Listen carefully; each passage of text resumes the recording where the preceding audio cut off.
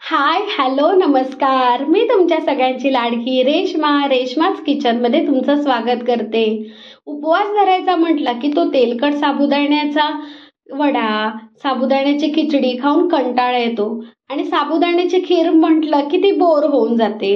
आज आपण त्याच साबुदाण्याच्या खिरेला थोडासा वेगळा टच देणार आहोत, कॅरेमेल टच.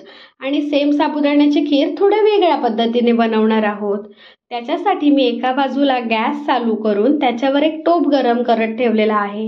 हे टोप मी थोडं जाड बुडाचंच घेतलेलं आहे, जेणेकरून खीर बनवताना टोप खालतून करपू नये.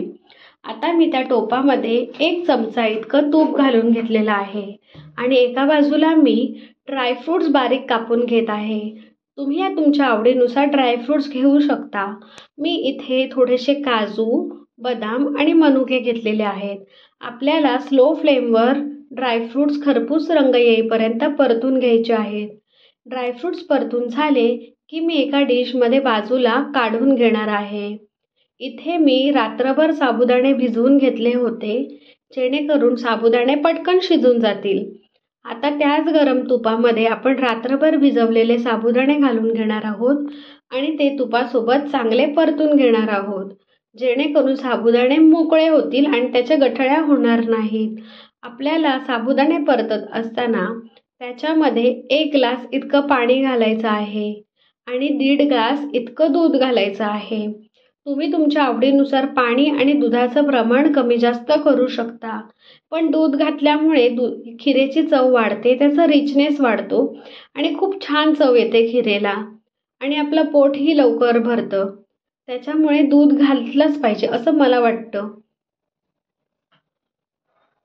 खीर शिजत असताना आपण ती चांगली सारखी ढवळत राहणार आहोत, जेणेकरून साबुदाण्याचे गुठळ्या होणार नाहीत आणि साबुदाण्याची खीर एकसंगपणे चांगली शिजेल. आपल्याला साबुदाण्याची खीर शिजण्यासाठी जवळजवळ 15 ते 20 मिनटं लागतात, पण 15 ते 20 मिनटात आपल्याला सतत साबुदाण्याची खीर ढवळणं गरजेचंच असतं, नाहीतर साबुदाण्याचे गठळे व्हायला टाईम लागत नाही. आता साबुदाण्याची खीर शिजून झाली का मी 15-20 मिनटानंतर तिला एका बाजूला उतरून घेणार आहे आणि गॅसवर नॉनस्टिक पॅन ठेवणार आहे. या नॉनस्टिक पॅनमध्ये आपण कॅरेमेल बनवणार आहोत.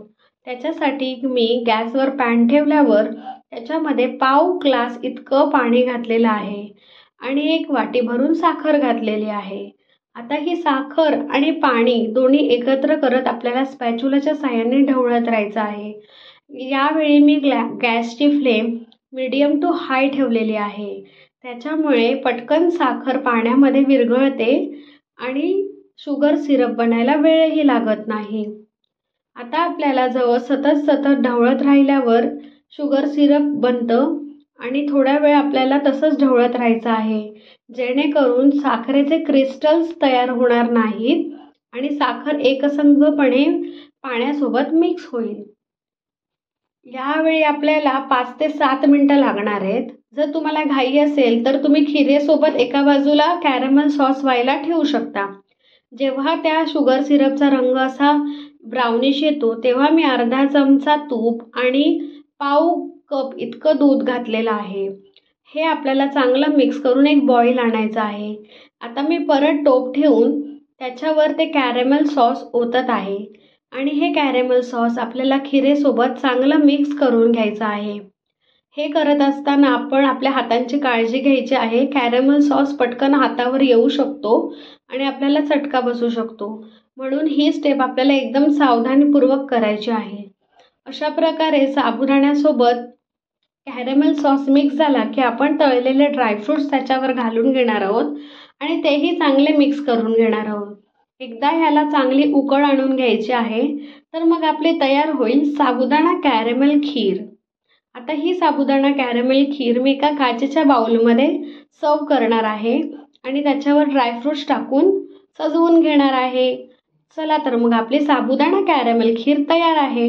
कशी वाटली ती तुम्हाला नक्की कमेंट करून सांगा आणि मला लाईक, शेअर, सबस्क्राईब करायला विसरू नका. थँक्यू.